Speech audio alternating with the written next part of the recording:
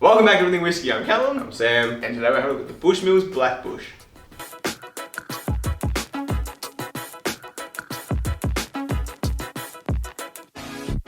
Alright, so we did go with a budget one again. Budget 60-ish, like 60-ish. But we've got absolute high hopes for this one. This is one we wanted to pick up anyway, just because we've heard decent things about it. Yep. The Black Bush, fantastic name. Basically, it's a blend, but an Irish blend is not the same as like a Scottish blend. Generally, the malt whiskey in it is much higher percentage. Yeah. So like anywhere it's like 80% even. So you end up getting a much smoother, less of that grain whiskey kind of like kick as well. And it's also spent a lot of its time in sherry casks as well, and also ex-bourbon. Mm-hmm. So it's just meant to be, if you've had the Black Barrel, the Jameson Black Barrel, that's what a lot of people... the same kind of... Well, that's what a lot of people compare it to, like a good quality Irish blend. Much higher malt whiskey and a bit more of just a kind of like more premium taste than something that's got a lot more grain whiskey in it. It's a lot sharper and brighter. Yeah.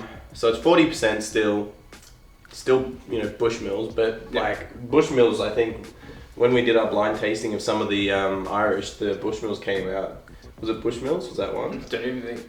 I can't remember. I think it was Tullamore, wasn't it? Tullamore, was it? I think it might have. Oh, anyway, we often these ones like end up coming out pretty high, especially the blends that have high malt whiskey percentages in them. But we'll get into the notes. That sherry does kind of stand out. But like without the funk that it has with Scotch. Yeah. It's the core Irish notes still there, like cookie, cream, milk. Smells like milk. Smells really winey. It does, yeah. It smells like a Chardonnay almost. Like that kind of fruity. Or like we've got a Pinot at work from Murdoch, and it smells like that. It's like slightly brighter raspberry notes in it. I tell you what, I'm getting like that. You know when we have a high proof bourbon that goes that weird like red wine raspberry way, like the Noah's Mill. I'm getting a slight touch of that. Like that bourbon impact. Raspberry kind of wininess. More. Just on the nose. Just huge raspberry. Yeah. The nose is fantastic, and it's almost sweet raspberry. All what I was expecting from an Irish. It's a candied raspberry now. Yeah. It smells way hotter than 40%. It does. And this is an open nose as well. It's not even a... I still appreciate how those Irish notes are still there. Like it's still, it's Irish. Yes, yeah. Jeez, can't speak. We're recording in the morning, so if we look exhausted, it's because we are. The malt's starting to come out a little bit more, like that. Not the malt, like that, just kind of like grain funk. Yeah. The like cereal notes. I can't get past the sherry sweetness. Cherry raspberry. It's just it's sherry, but not. It's not as deep and funky as like a lot of other sherries you get, like with Scotch. It's not that overly ripe fruit. It's there, but it's not that overly ripe. It's like it's just there. It smells like the strawberry Zappos. Remember those that kind of John's Lolly Shop. Yeah. It actually does smell like a Zappo, almost. I want to taste this because I want to see if it follows through the same way.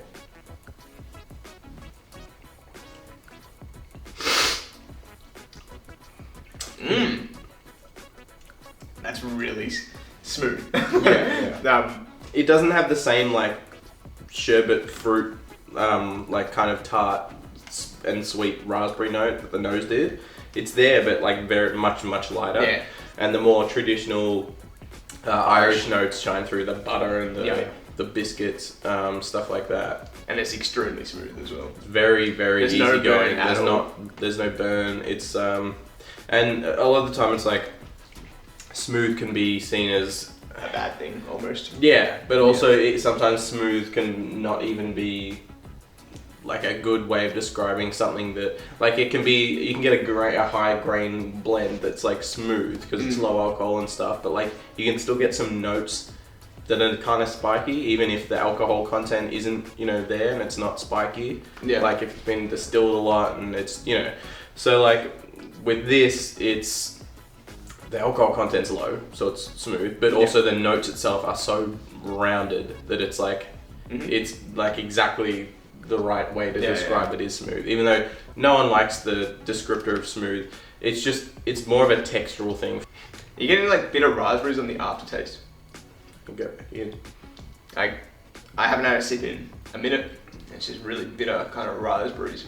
Almost like the seeds of you know how the...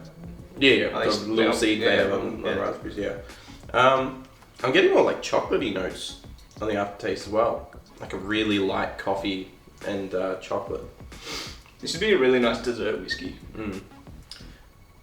Yeah, and for like the price that you can get it for, like overseas, it's like $30. Here's 60. Here's 60. It's pretty cheap. It's for such a nice blend. Yeah, I got no problem with this. We've come across so many others that are so much worse. And not just with Irish, like Scotch, bourbon, all just around that price mark. So this is actually really, really good. And we're not generally massive Irish people, although we kind of have been buying a fair few lately. But that's just because like we've kind of bought out all of our local supplies. But the Irish releases and stock are coming in pretty frequently just because they're kind of going through a bit of a popularity spike. I don't know. I can't get past that the bitterness now. It's not offensive, but it's almost sour. Mine's just this rounded, buttery, fruity kind of... It's like blush. It's like a local... I get that a little bit. I'm not getting sour beer. Yeah. I get that a little bit, nowhere near what you're saying, but I get it on the aftertaste. That kind of like bitter tartness. But for me, there's so much butter and roundness going on as well.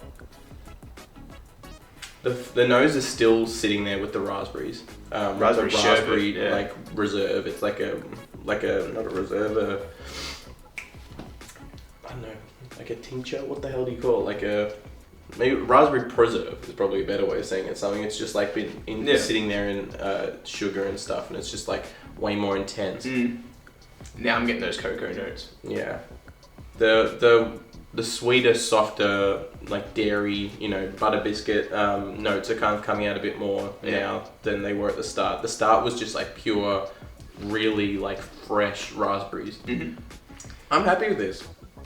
I'm really happy. For $60, you can't really go wrong. Yeah, I think high malt whiskey blends, especially when it comes to Irish, if you have had this or the Jameson Black Barrel, but not the other, then I think we reviewed it, didn't we? In bold, and the stout and IPA in normal, I think. Don't think we've done it. I don't think I've tasted it. I don't know, we'll go through. But anyway, if we haven't had it, then from what I'm hearing, that it's quite similar to this, and in that it's a high quality blend. So if you like either of them, try the other one out, and let us know your experiences with them, if they equate to each other, if one of them's very clearly better than the other. But yeah, I think we'll roll this one out. If you liked this episode of Everything Whiskey, leave us a like. If you want to see future episodes from us, maybe consider hitting that subscribe button. If you do, we'll see you next one. Cheers.